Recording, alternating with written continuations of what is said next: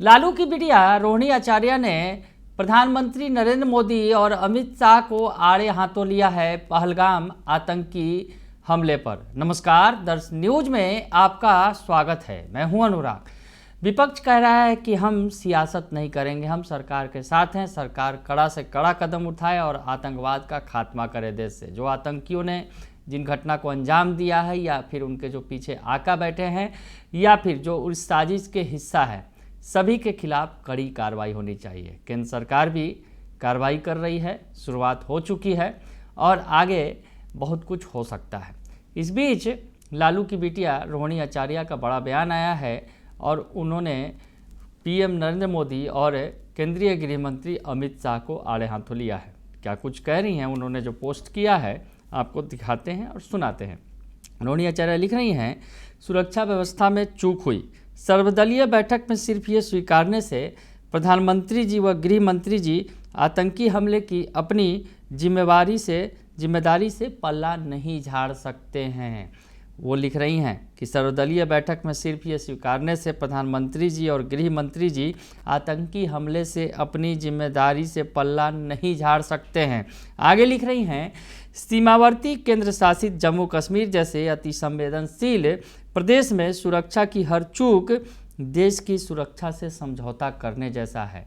उनका कहना है कि जम्मू कश्मीर के पहलगाम में जो चूक हुई है वो देश की सुरक्षा के साथ चूक है और उसमें देश की सुरक्षा की चूक से जो है देश की सुरक्षा से समझौता करने जैसा है जो जम्मू कश्मीर में चूक हुई है।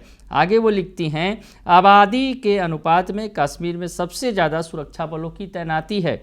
देश का खुफिया तंत्र सबसे ज़्यादा जम्मू कश्मीर को लेकर अलर्ट रहता है। बावजूद इसके अगर पहलगाम में भीड़ भाड़ वाले टूरिस्ट स्पॉट पर सुरक्षा बल की तैनाती के अभाव में आतंकी बेरोक-टोक आकर दर्जनों हत्याओं को अंजाम देकर आसानी से निकल जाते हैं, तो प्रधानमंत्री व गृह मंत्री पर सुरक्षा को नज़रअंदाज करने की जिम्मेवारी भी तय होती है और दोष भी साबित होता है। तो कह रही हैं कि जिस तरह से आतंकवादी आए और घटना को अंजाम देकर चले गए, तो ऐसे में ये बड़ी बात है और देश के प्रधानमंत्री और गृह मंत्री पर सुरक्षा को नज़रअंदाज करने की जिम्मेवारी तय होती है और दोष साबित होता है।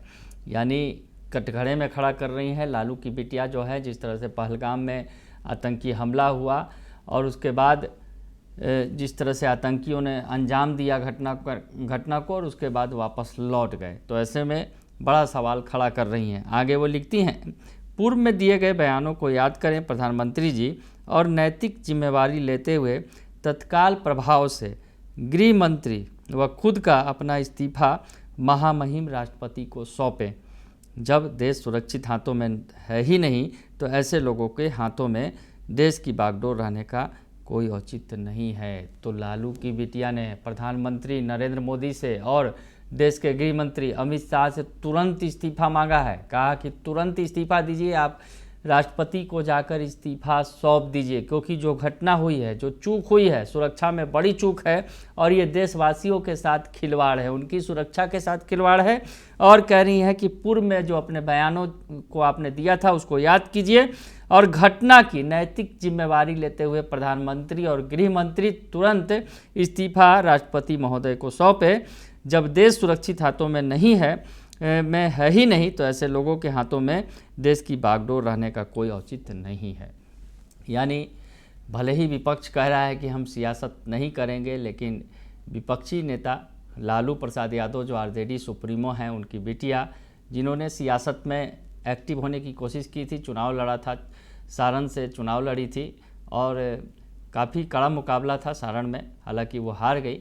लेकिन जिस तरह से रोहिणी आचार्य जो लगातार सियासत में एक्टिव रहती हैं, उन्होंने इस मामले में सीधे सीधे प्रधानमंत्री नरेंद्र मोदी और अमित शाह को दोषी मानते हुए कहा है कि आप तुरंत इस्तीफा सौंपिए प्रधानमंत्री और गृह मंत्री जी, राष्ट्रपति को तुरंत आप इस्तीफा सौंपिए जाकर, क्योंकि आपने देश की सुरक्षा के साथ खिलवाड़ किया है और जो कुछ पहलगाम में हुआ है वो कई तरह के सवाल खड़े कर रहा है। बने रहिए दर्श न्यूज़ के साथ, तमाम खबरों से आपको अपडेट रखेंगे। फिलहाल के लिए इतना ही, धन्यवाद।